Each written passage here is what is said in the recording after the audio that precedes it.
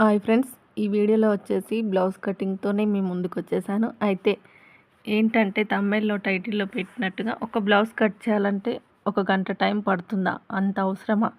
గంట సేపు కట్ చేసే బ్లౌజ్ కటింగ్ అంతలా ఏముంటుంది బ్లౌజ్లో అని అనుకుంటున్నాను నేనైతే. ఏంటంటే సింపుల్గా, ఈజీగా, తొందరగా అర్థమయ్యే విధంగా ఉండాలి, ఫిట్టింగ్ బాగుండాలి, పర్ఫెక్ట్‌గా చెప్పాలి. అంతేకానీ ఒకే బ్లౌజ్‌ని పట్టుకొని గంటలు గంటలుగా సాగదీసి చెప్పడం అయితే నాకైతే ఇష్టం లేదండి. అందుకని జెన్యూన్‌గా నేనైతే ఒక 12, 15 మినిట్స్ లోపలే ఉంటుంది బ్లౌజ్ కటింగు.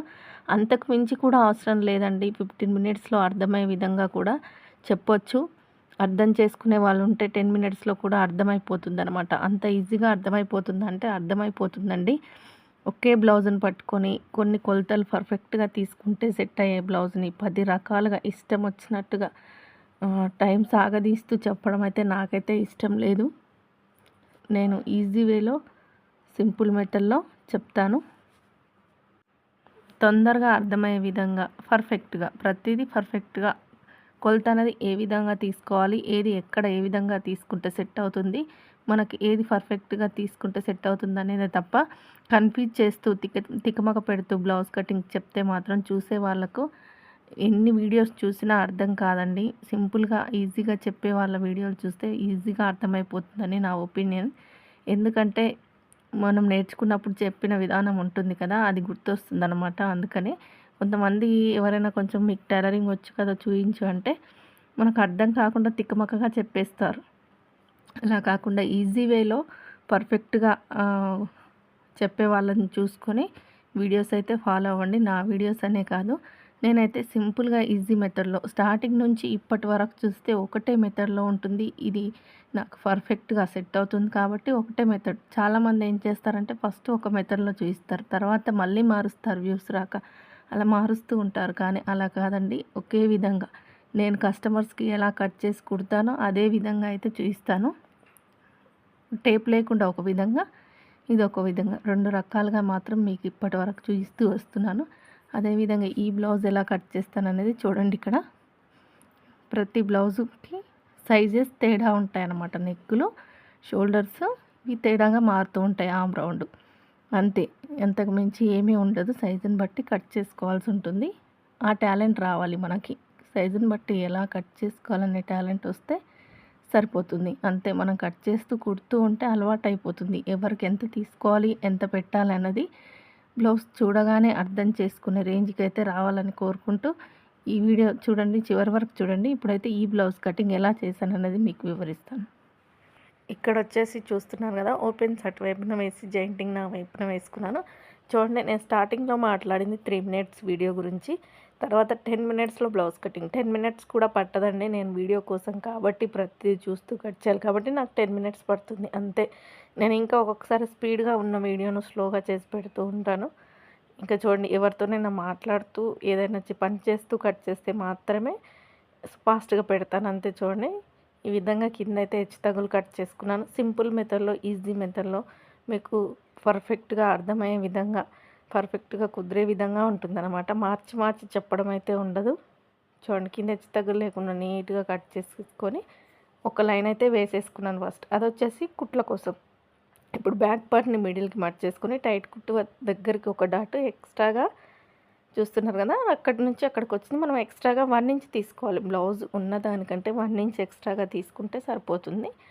పొడవు వచ్చేసి బ్యాక్ టక్స్ నుంచి షోల్డర్ వరకు మనం కుట్లకు ఎంత పట్టుకుంటామనే దాన్ని బట్టి వేసేసుకోండి. కొంతమంది ఎక్కువగా పడతారు, కొంతమంది తక్కువగా పడతారు. దాన్ని బట్టి మనం కుట్ల కోసం వేసుకోవాలి. సైడ్ వైపున ఒక లైన్ వేసేసుకున్నాను ఫస్ట్. ఇప్పుడు వచ్చేసి చెస్ట్ లూజ్ చూసుకుందాం. మనం చెస్ట్ లూజ్ వచ్చేసి చంక కింద కుట్టు నుంచి ఉక్స్ సైడ్, ఉక్స్ పట్టి మనం ఉక్స్ పెడతాం కదా, ఫస్ట్ ఉక్స్ నుంచి చంక కింది కుట్టు వరకు చెక్ చేసుకోవాలన్నమాట. అది వచ్చేసి మనకు చంక టైట్ కుట్టు అంటే ఆర్మ్ రౌండ్ చెస్ట్ లూజ్ వచ్చేస్తుంది. చూడండి, ఇక్కడ నాకు వచ్చేసి 9 ఇంచులు వచ్చింది, పెట్టేసుకున్నాను ఇక్కడ. చూడండి, 9 ఇంచులు వచ్చేసి చెస్ట్ లూజ్ ఒకటి చూసుకుంటే నడుము లూజ్ ఇంకా అవసరం లేదండి, కుట్టేటప్పుడే చూసుకునొచ్చు. ఆ విధంగా చెస్ట్ లూజు, ఆర్మ్ రౌండ్ 2 కొంచెం పర్ఫెక్ట్గా తీసుకుంటే బ్లౌజ్ అనేది బాగుంటుందన్నమాట. చూడండి, బ్యాక్ నెక్ వచ్చి బ్యాక్ పార్ట్ మిడిల్కి మర్చేసుకొని వచ్చిన దానికంటే ఒక పావించి పైకి నెక్కులు వచ్చేసి, ఎందుకంటే కుట్టేసరికి దిగుతుంది కదా. పైన వచ్చేసి హైట్ చెక్ చేశాను కానీ నేను అక్కడ లైన్ వేయలేదు కదా, లైన్ వేసేసుకొని ఈ నెక్ వచ్చేసి డీప్ నెక్కే కాబట్టి 2.5 ఇంచులు వచ్చేసి పైన షోల్డర్ దగ్గర 2.5 ఇంచులకు ఒక మార్కింగ్, కింద వచ్చేసి 3 ఇంచెస్కి నెక్ డీప్ నెక్కి. ఇది వచ్చేసి నెక్ హైట్ ఎక్కువగా ఉంది, డీప్ కూడా అనమాట. ఇంకా ఈ 3 ఇంచుల ఇప్పుడు బాక్స్ వేసుకున్నాం కదా, అక్కడ ఇలా రౌండ్ తిప్పేసుకుంటే సరిపోతుంది. పైన 2.5 తీసుకున్నాం, కింద 3 ఇంచులు తీసుకున్నాం కదా. ఇలా తీసుకోవడం వల్ల డీప్ ఎక్కువగా పెట్టినా కూడా షోల్డర్ అనేది జారకుండా పర్ఫెక్ట్గా వస్తుందన్నమాట.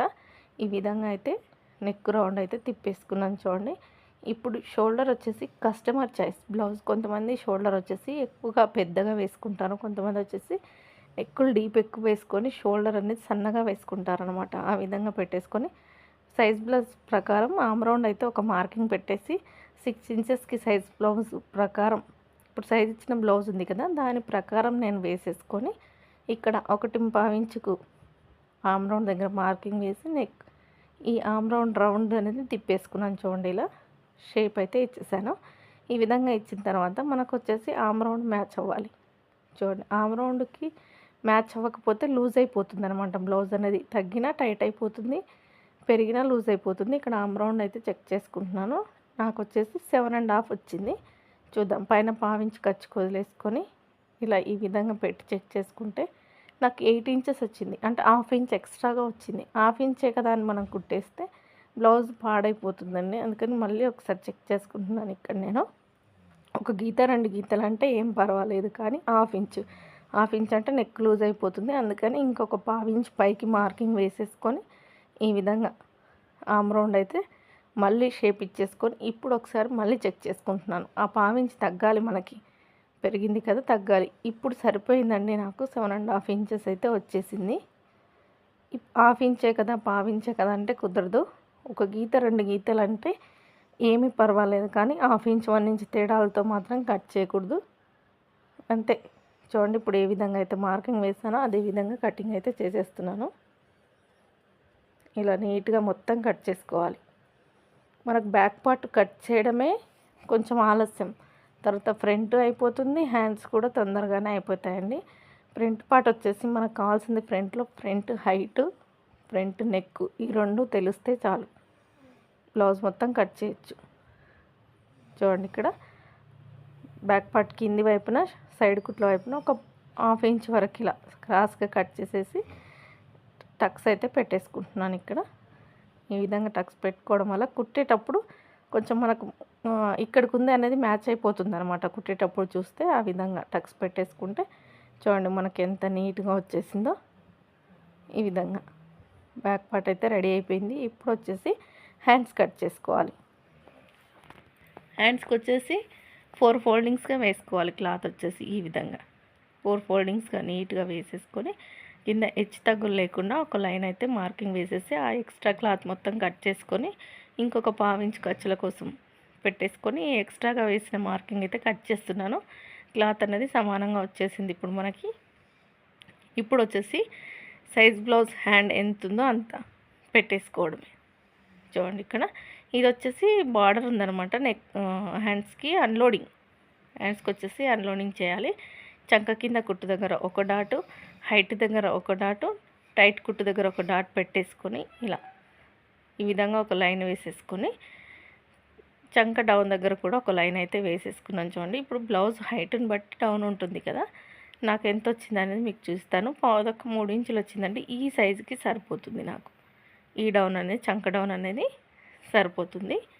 చూడండి ఇక్కడ మనకు 6.5 వరకు ఉంది హైట్ వచ్చేసి, అందుకని 3 ఇంచుల వరకు చంక డౌన్ ఇచ్చేసుకొని పైన షోల్డర్ దగ్గర 1.5 ఇంచుకి మార్కింగ్ వేసేసి ఇలా హ్యాండ్ కర్వ్ షేప్ అయితే ఫస్ట్ ఇచ్చేస్తున్నాను. ఈ బ్లౌజ్ వచ్చేసి పైన బుట్ట పెట్టాలన్నమాట, చిన్నపాటి బుట్ట పెట్టాలి. అందుకని చెప్పేసి పైకి హైట్ వచ్చేసి మళ్ళీ 2 ఇంచెస్ పెంచేసుకొని వెడల్పు వచ్చేసి 2.5 ఇంచుకి ఇలా బాక్స్ షేప్ ఇచ్చేసి ఈ విధంగా నేను చూపిస్తున్నట్టుగా ఈ విధంగా అయితే ఈ లైన్ తీసుకెళ్ళి ఈ హ్యాండ్ లైన్లో కలిపేసుకోవాలి. ఈ విధంగా కట్ చేసుకుంటే మనకి ఈ చిన్న బుట్ట అనేది చాలా నీట్గా పర్ఫెక్ట్గా వస్తుందన్నమాట. మనం హైట్ లేవడానికి 2 ఇంచెస్ తీసుకున్నాం, బుట్ట లేవడానికి వెడల్పు వచ్చేసి 2.5 తీసుకున్నాం కాబట్టి మన కుచ్చులు అనేది కొంచెం నీట్గా పర్ఫెక్ట్గా వస్తాయన్నమాట. మరీ తక్కువ క్లాత్లో అయితే కుచ్చు పెట్టినా పెట్టనట్టు అనిపిస్తుంది అనమాట. ఈ విధంగా అయితే పర్ఫెక్ట్గా కుదిరిపోతుంది. చూడండి ఈ విధంగా ఏ విధంగా అయితే మార్కింగ్ వేసుకున్నామో అదే విధంగా నీట్గా కట్ చేసుకొని కుచ్చు ఎక్కడి నుంచి ఎక్కడికి పెట్టాలనేది ఒక టక్స్ అయితే ఇచ్చేసుకున్నాను. హ్యాండ్ కర్వ్ వచ్చేసి కుచ్చు పెట్టిన తర్వాత తీస్తాను. ఇక్కడ హ్యాండ్ కర్వ్ అయితే తీయలేదు చూడండి. ఇప్పుడు వచ్చేసి ఫ్రంట్ పార్ట్ ఈ విధంగా ఫ్రంట్ పార్ట్ నీట్గా సెట్ చేసేసుకొని బ్యాక్ పార్ట్ తీసుకొచ్చి ఫ్రంట్ పార్ట్ మీద క్రాస్ కటింగ్ కాబట్టి ఈ ఆమ్ రౌండ్ సైడ్ వచ్చేసి అటు ఓపెన్స్ ఉంటుంది కదా అటువైపున వేసుకోవాలి. వీడియోలో చూస్తున్నట్టుగా ఈ విధంగా మీరు నేను చెప్పేది మీకు అర్థమవుతుంది, ఇంట్రెస్ట్ ఉందనుకుంటే మాత్రం ఒక్కసారి నా ఛానల్లోకి వెళ్ళి వీడియోలన్నీ చెక్ చేయండి. ఇదే కటింగ్ ఉంటుంది, వేరే ఉండదు. ఇంకా చూడండి ఈ విధంగా స్ట్రెయిట్గా ఒక లైన్ వేసేసుకొని బ్యాక్ పార్ట్ ఆధారంగా చేసుకొని ఎలా ఉందో అలా బ్యాక్ పార్ట్ మొత్తం మార్కింగ్ వేసేసుకుంటున్నాను. బ్యాక్ పార్ట్తో ఫ్రంట్ పార్ట్ కోసం మార్కింగ్ అయితే వేసేసుకుంటున్నాను. చూడండి ఈ విధంగా ఇలా నీట్గా మార్కింగ్ వేసేసుకుంటే ఈ బ్యాక్ పార్ట్ తీసేయచ్చు. ఇంకా మనం ఆమ్ రౌండ్ వేసేసుకున్నాము, హైట్ వేసేసుకున్నాము. ఈ విధంగా ఫ్రంట్ పార్ట్ కోసం వేసేసుకొని బ్యాక్ పార్ట్ తీసేసి ఇక్కడ రౌండ్ తిరిగే దగ్గర ఆమ్ రౌండ్ దగ్గర ఒక 1/2 ఇంచ్ లోపలికి వీడియోలో చూపిస్తున్నట్టుగా ఈ విధంగా 1/2 ఇంచ్ లోపలికి మార్కింగ్ వేసేసుకొని ఫ్రంట్ హైట్ వచ్చేసి చెక్ చేసుకుంటున్నానండి. సైజ్ బ్లౌజ్కి నాకు వచ్చేసి 12 వచ్చింది, 12 ఇంచులు వచ్చింది. నేనైతే 12.5 పెట్టేసుకుంటున్నాను. చూడండి ఇక్కడ ఎందుకంటే కుట్ల కోసం మనం కింద ఒక 1/4 ఇంచ్ వెళ్తుంది, పైన షోల్డర్ దగ్గర ఒక 1/4 ఇంచ్ వెళ్తుంది కదా, అందుకని ఫ్రంట్ నెక్ వచ్చేసి 6 ఇంచెస్ సరిపోతుంది ఈ సైజుకి. ఈ విధంగా పెట్టేసుకొని నెక్ రౌండ్ అయితే తిప్పేసేసాను. హుక్స్ పట్టి కాజా పట్టి వచ్చేసి అది కూడా కస్టమర్ చాయిస్ ప్రకారం కరెక్ట్గా వాళ్ళ సైజ్ ఇచ్చినంత రావాలంటే ఇలా టేప్తో చెక్ చేసుకొని 3 ఇంచెస్ ఉంటే 4 ఇంచెస్, 4 ఇంచెస్ ఉంటే 5 ఇంచెస్ అలా పెట్టేసుకుంటే కుట్టేసరికి మనకు చిన్నగా అయిపోతుంది అన్నమాట. ఈ విధంగా పెట్టేసుకొని ఇలా బెల్ట్ షేప్ అయితే ఇచ్చేసాను చూడండి. ఫ్రంట్ పార్ట్లో ఈ విధంగా సైడ్ వైపున కూడా ఒకసారి చెక్ చేసుకుంటే నాకు కొద్దిగా క్లాత్ అనేది తగ్గింది. కిందికి ఇంకొక 1/2 ఇంచ్ దించి లైన్ అయితే వేసేసుకున్నాను. ఇక్కడ డాట్స్ వచ్చేసి 2.5కి ఒక డాటు, 2 ఇంచెస్ గ్యాప్తో ఒక డాటు. బ్లౌజ్ డాట్ హైట్ వచ్చేసి 3 ఇంచులు. ఎప్పుడు 2.5 చెప్తారు కదా, ఇప్పుడు ఏంటి ఇలా చెప్పారంటే ఈ బ్లౌజ్ వచ్చేసి హైట్ ఎక్కువగా ఉందన్నమాట. అందుకని ఈ విధంగా డాట్స్ వేసేసుకుంటే చూడండి, డాట్స్ మార్కింగ్ వేసేసుకొని టక్స్ పెట్టేసుకుంటే కుట్టేటప్పుడు చాలా ఈజీగా ఉంటుందన్నమాట. మొత్తం ఎలా అయితే మార్కింగ్ వేసామో అదేవిధంగా నీట్గా కట్ చేసుకోవడమే. ఇప్పుడు వచ్చేసి క్రాస్ బెల్ట్లు అయితే నేను డైరెక్ట్గా కట్ చేసి చూపిస్తాను చూడండి మీకు. ఈ ఫ్రంట్ పార్ట్ మొత్తం నీట్గా కట్ చేసేసుకుంటే మనకు కుట్టేటప్పుడు కూడా ఈజీగా ఉంటుంది టక్స్ పెట్టుకోవడం వల్ల. ఇలా నీట్గా కటింగ్ అయితే చేసేసి ఇప్పుడు వచ్చేసి క్రాస్ బెల్ట్లు అండి. క్రాస్ బెల్ట్లు వచ్చేసి చూడండి నేను డైరెక్ట్గా కట్ చేస్తున్నాను.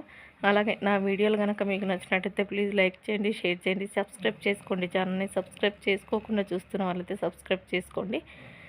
వీడియో చూస్తున్న ప్రతి ఒక్కరు చిన్న లైక్ ఇచ్చి సపోర్ట్ చేయండి. వీడియో చూస్తున్నందరికీ మరొకసారి థ్యాంక్ యూ సో మచ్.